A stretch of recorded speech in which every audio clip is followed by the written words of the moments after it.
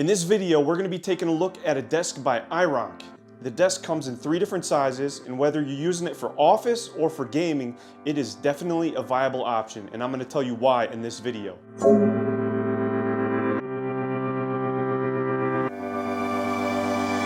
In the last video, I rebuilt a family member's gaming setup that so happened to use this desk.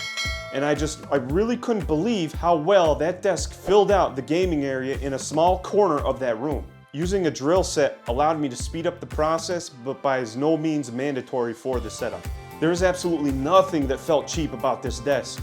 From the legs all the way to the top of the desk. It even came with a shelving unit underneath the desk where you could put anything that you need to put underneath there, like for example, a power strip or UPS unit.